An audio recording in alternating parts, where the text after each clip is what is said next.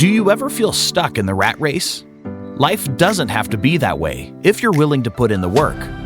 In Bigger Vision, Chris Garrison helps you discover the keys to abundance, freedom, and personal growth that let you live the life of your dreams. And now, here's your host, Chris Garrison. Today, we have something a little different for you. Take a listen to this previously recorded interview. It's just too good, and we didn't want you to miss it. Enjoy the episode and join us again next week. So after we called it quits, I was just really broke because for 10 years, I racked up loss after loss after loss. Yeah. And when you go so many losses in a row, it will deplete your confidence. And that's what I felt like, a loser in every area. So I looked up motivational speeches on YouTube. I got a hold of Grant Cardone and I heard his story. He's a sales He's I don't want to use the word guru, but he's a master at sales. Sure. He's huge into real estate.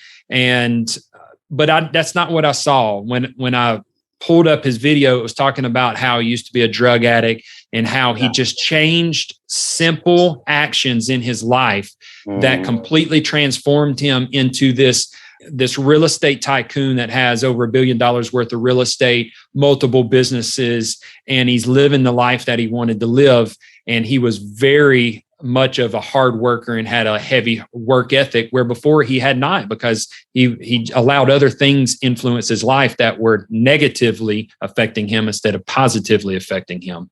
So I heard this and it resonated with me, and I began to digest his content. Well, you know, YouTube likes the algorithm and they pretty much see, oh, if you like this, you might like this. So then I got turned on to Jim Rohn, Ed Mylett, Les Brown, and all of these other motivational speakers. And it began to completely change my way of thinking and pull me out of this funk, this place of, you know, just feeling like a loser. And I would eat it in the morning and all throughout the day and then in the evening. And it took a while. I mean, Rob, this wasn't a quick transformation because I was so broke down. And I think so many people give up so prematurely and think this is just my life because I was dealt a bad hand of cards. And the reality is you can change anything in your life.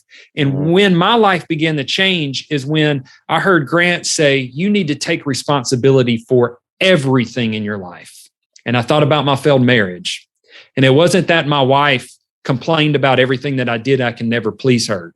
It was that I wasn't a man enough to say, this is what we need to do to make this happen. And I need you to allow me to do what I feel like I'm supposed to do to fulfill my agreement in this marriage and be able to get past that and not go into this depressive mode if she disagreed with me. Those types of situations and accepting responsibility is what completely changed my trajectory in life. But I would have never have heard that statement and accepted that statement if I hadn't have said, I got to do something different. And if you want change in your life, you've got to change. It's as simple as that.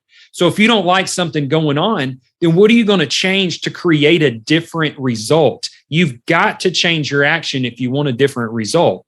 So I accepted that responsibility of everything in my life. So I don't care what it was. If I didn't like it, if it was negatively affecting me, I had control to change it. And at that point, nobody controlled my life anymore. Nobody controlled my emotions. Nobody controlled my future. I was in complete control. It didn't matter if I worked for someone else. I controlled if I showed up to work. I controlled if I worked hard. I controlled if I stayed at that job or if I found a better opportunity. I controlled if I saw my kids and I was present while I was there. You have complete control of your life. And it is so easily to escape when you sit there and you make excuses because now you act like someone else has control. But what you did is you gave your freedom away when you do that. As soon as you start making excuses, you give your freedom away to someone else. And you say, take control of my situation. Take control of this moment, my attitude. And so I just began to structure my days differently, Rob. I went to where I was listening to these guys that were obviously successful. I began to mimic what other successful people were doing. And I began to mimic their routines as well, because if it worked for them, it would probably work for me. So I'd get up in the morning and I would make myself get into an exercise mode. And all of the biological things that happen when you're exerting energy in the gym, whether you're in a gym membership or if you're at home just doing some air squats and push-ups and leg raises. It doesn't matter, getting the blood flowing began to put me in a productive mode. And I realized that if I could rack up little wins, these little small wins, first thing in the morning, it was setting me up for success throughout the day. And I put that into a routine. And so every day I would get up in the morning and I would either go to the gym, or if it was on the weekends, I might do some push-ups and some sit-ups just to get the blood flowing.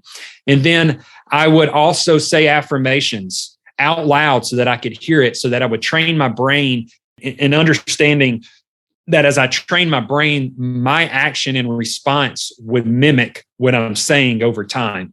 So I still, to this day, wake up and say, I have a large network of high net worth individuals that can't wait to put their money, deploy their money with me and partner with me on opportunities, because everything that I touch prospers. I am a great father. I'm a great husband. We enjoy life and we live life to the fullest. I have so much in abundance that I affect everybody around me. And I just began to say this. And if depending on what denomination you're from, you would say it was being prophetic. And I truly believe, you want to get in the world, you call it affirmations. You want to get in the church, you call it being prophetic. And this, as I literally was telling a friend yesterday, that last week I've had 2 individuals come to me that one said, hey, I've got 10 million that I just refinanced out. And he said, I need to deploy it if you have a deal. This is a guy that I've been building a relationship for the last 2 years just by seeing him at masterminds that I'm a part of. Then another guy I got to meet for the first time, and he's got a few million from the sale of some real estate and even more to come from the sale of a business. And he's here locally. And when I saw that guy here locally, it made me think of the other guy. And I thought, Chris, all of those affirmations, those prophetic statements you've been saying are coming to fruition. And the reason they're coming to fruition because I began to take action behind those statements. And I think that's where so many people get tripped up and miss the ship, because they say, if I say it, it will become. But the reality is you got to do something. Yeah. You can sit here and say it all day long, eating your Cheetos on the couch that you're going to be in shape. But until you get up and you start busting some weight out, you're not going to get in shape. Or until you start eating cleaner, you're not going to get in shape. And it's easy to say because the same endorphins get released when you listen to motivational stuff and you begin to say it as and start wishing and dreaming for it. The same endorphins happen there as it does when you actually achieve and put the action behind it. But which is easier? Just saying it. But which one produces results? The action. And so I chose to do the action, and it's really awesome to start seeing those efforts come into play in real life and just see it becoming real. So those little things and just my daily activities have changed everything in my life, and it has affected my business. It's allowed me to grow in business. It's allowed me to hopefully inspire others. That's why I started the Bigger Vision Facebook group, is just to give out, because I understood that it would have taken me a lot longer. And I don't know how long it would have taken me to even start the process if I had not got a hold of that free video that Grant put out about his story. And now that I'm in the thick of it, I get around these other influencers, and that's what they say. They say, tell your story. You don't have to build content. You don't have to write all these scripts. It's your life that people connect with. If you've got a dog, talk about your dog. And if you enjoy cooking out, if you enjoy going to church, whatever it is, just share your story. And when something, inspires you, share the inspiration. So what I try to do is I try to share something educational or inspirational. Those two things is what I always try to produce on my social media. And the reason I do that and try to do it very consistently is because it's branding me, and it also brands my companies. Sure. And it sets me up as an authority in the space. And I instantly have credibility with someone, because through video, you feel like you know someone if you've never even met them. And so I focus a lot at this point on my social media presence, because it's allowed me to grow my disaster cleanup company. It's allowed me to get deal flow on my real estate. It's allowed me to get private money brought to me, asking to partner with me, because they see I'm active in the space. They see me educating people about it, so they know I know my stuff. Right. And it's just an amazing platform that's available for everybody and anybody if they want to utilize it. And before I got involved, I thought, oh man, people are going to judge me. And I'll tell you what it did to me. It made me have to be able to justify every action I make, because I knew at some point I could possibly get judgment from what I say or do. So I needed to be able to justify it. And it made me build a level of character that I might have not had if I hadn't exposed myself and opened myself to the public for judgment like that.